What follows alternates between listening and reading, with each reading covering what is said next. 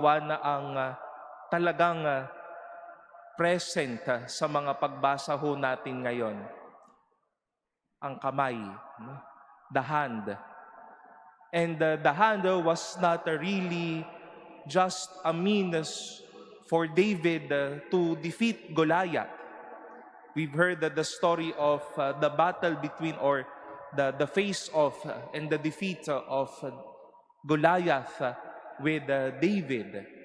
It was not only a mere request from the psalmist to bless his hand so that he can defend and defeat people.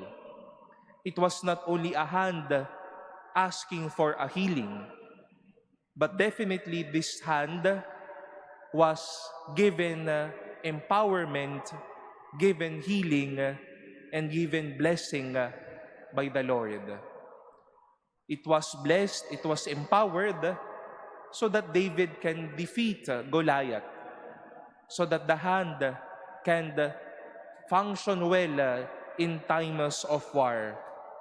And this man's hand withered then was healed by Jesus, so that it can function once more, so that it can also have life once more.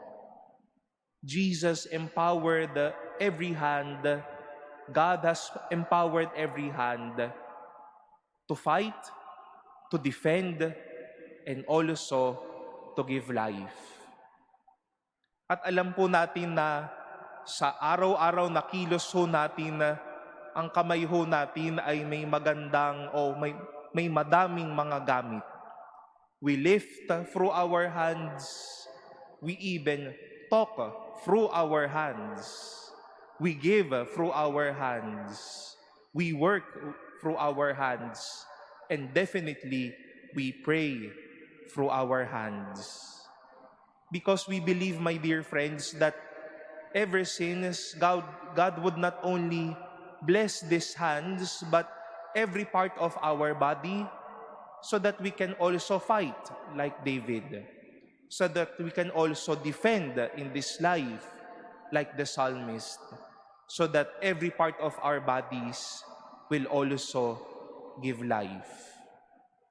Dahil medyo delikado na kapag ang mga kamay natin ay nagiging sanhi na rin kung ang ating pinaglalaban ay ang masama. See that hands can also touch or scroll through things that can talk badly about others or can fight about evil rather than good. These hands can also defend not only what is good, but can defend badly the otherwise. And this hand can definitely bring death to others. Kamay man niyang gamitin mo para manampala o magalit sa iba, o kaya kamay mo rin na ang maging sanhi para sa ikasasama ng iba.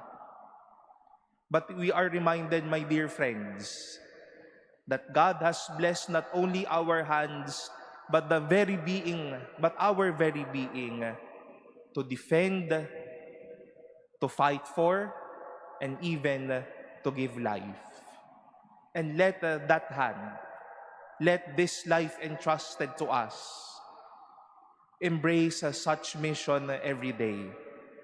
May this life that God has empowered and has healed for may continue to fight, may continue to defend, and may continue to give life through His generosity and graciousness showed forth to us in this life.